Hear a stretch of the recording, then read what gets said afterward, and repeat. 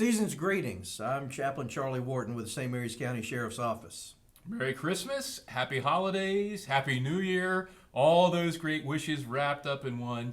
I am Chaplain Larry Crabtree with the St. Mary's County Sheriff's Office and the Maryland State Police. And if you can't tell by our attitude, we're just giddy about this time of year. Actually, I really enjoy the time between Thanksgiving and New Year's because we kind of take a little bit of a break from reality in our world, and this year we really need that. Oh, we got plenty of reality this year. Yes, we got tons of reality. We need a lot of breaks.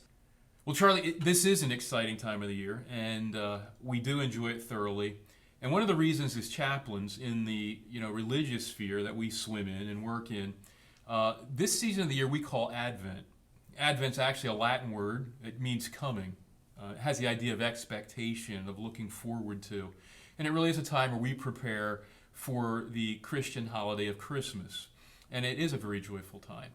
And as we do that, we actually look at some key attitudes that support the Christmas story and that encourage and keep us looking forward to December 25th and this special time of family celebration that's just before us.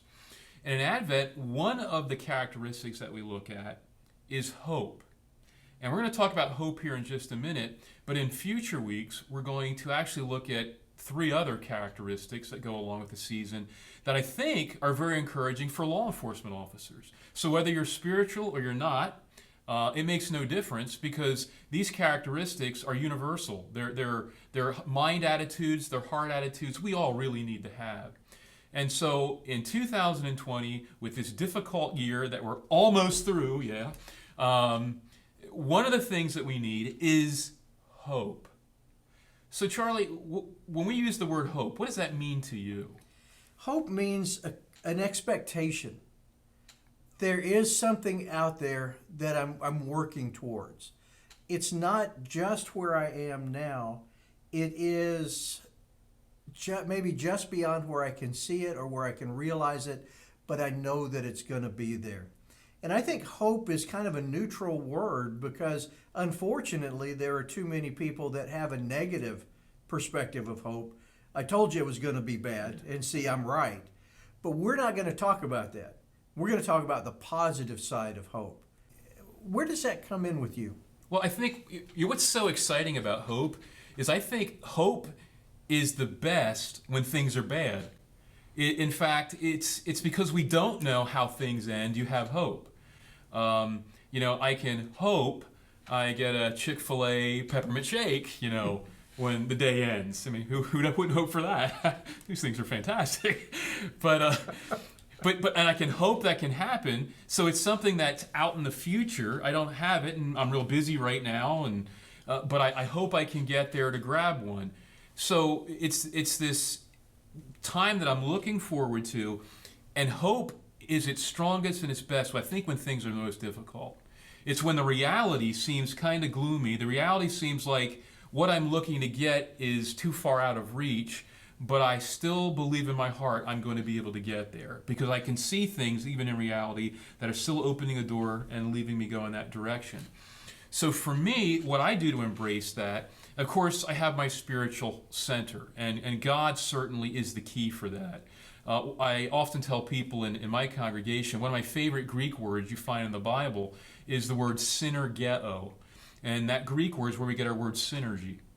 And synergeo is the idea that two opposites, repelling elements, when brought together, actually form something good. For instance, like table salt. You ever stop to think about that? Made up of sodium and chloride. If I ate sodium by itself, it's a poison. I'm going to be harmed. Chloride is a toxic. It's going to do me harm. But the crazy thing happens when you put sodium and chloride together in the right amounts. We have table salt, which preserves, which makes things taste better. You can imagine popcorn without it. It's like the worst thing in the world to eat. But so two negative opposing things, when mixed just the right way, produce something good. And so I see God as that kind of a being in my life. He's unique in that he's a God of synergeo.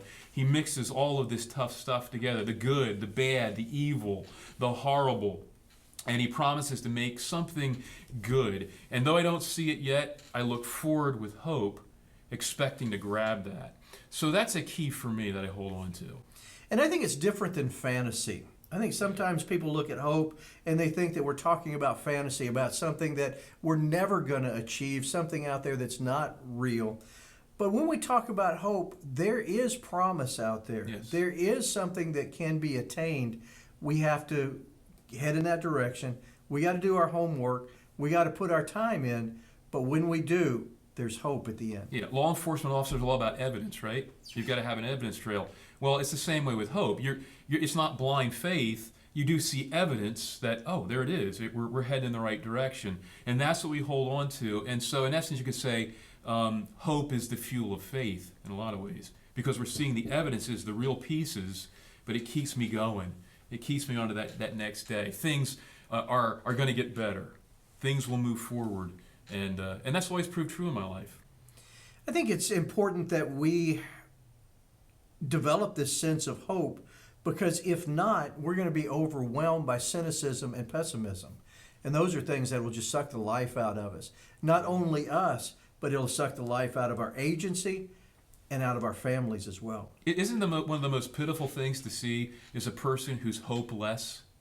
I mean, you hurt for them, because it's like all life has just been drained out of them. So being a hopeless person, that's a terrible state to be in. All humanity needs hope. We need to look forward to that better day.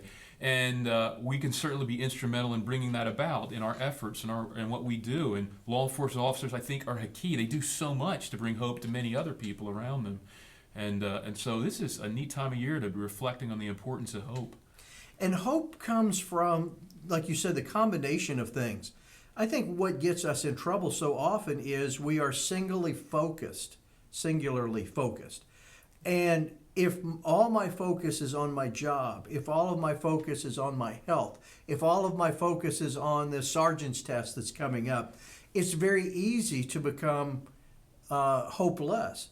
So we have to incorporate a multifaceted, very balanced lifestyle if we're going to maintain hope. Yep. You got to be men and women looking for the evidence of the good and of the future. It's always there. There's always these clear, beautiful nuggets and signs that we see that this isn't some fantasy.